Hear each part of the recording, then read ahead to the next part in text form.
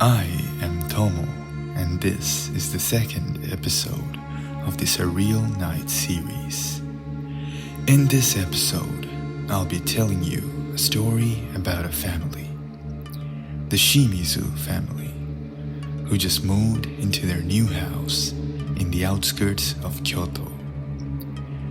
It was an old and traditional house, and the family loved it. But little did they know what was going to happen next. Once they moved in, everyone in the family were assigned their own rooms. And so was young Sai. She got her own room too. Her room was on the second floor of the house. It was one of the 2 bedrooms on the floor. She liked the room and was happy about it. But every time she entered the room, she felt a heaviness in her chest, an uneasy feeling. Thinking it was because of the dust still in the room, Sai started to clean it. The room was really dirty, with what seemed like pee stains on the floor and claw markings on the walls. She was thrilled to know that the previous owners used her new room for their baby or dog, or so she assumed. Everything went fine until 2 days later. Sai felt this sense of uneasiness again, but this time more heavier. She was starting to feel sick. When she told this to her mother just tried to calm her, telling it was because of the new house and environment. But things kept getting worse as time went on. Sai was feeling even weaker now.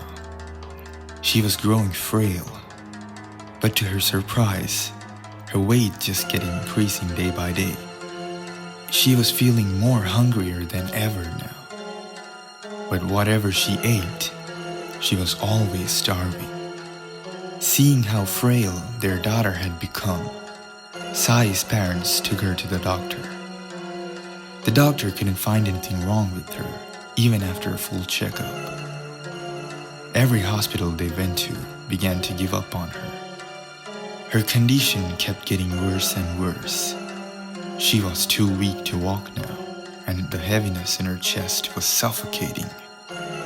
She was so lean, her bones were starting to show. But now she was weighing twice as much as she used to when she was healthy.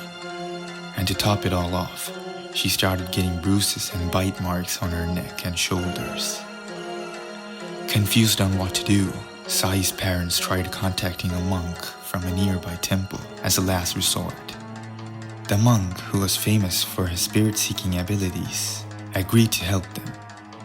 He came to the house, and as he stepped in, he looked at the backyard. He noticed a tree there and continued to go to Sai's room. Sai was laying down on her futon, unable to even sit straight. The monk looks at Sai and smiles. But then he starts staring at her forehead, or more specifically, something above her forehead. He was really focused, and after a while, he exits the room and tells the parents that a ritual must be conducted in order to save Sai. The parents agree. The monk then does some research on the history of the house and its inhabitants. On the day of the ritual, he tells the parents what the problem was. Since the moment the family stepped into the house, a ghost had been haunting them.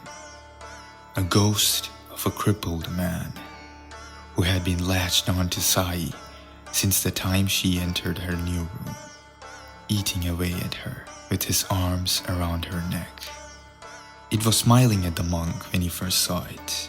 It looked old and had nails driven into its gums to compensate for its lack of teeth. The monk, with his research, had found out that the spirit belonged to one of the members of a family that lived in the house 3 generations ago. They were rich, and the person to whom the spirit belonged to was disabled. Unable to walk or do many things on his own, he was considered a burden by his family and was confined to a room, never given good care or taken out of the house. Stuck in a room for life, the room which belonged to Sai now. Finally, he was killed off by his brothers for being too much of a burden to carry. He was hung by a rope on the tree in the backyard.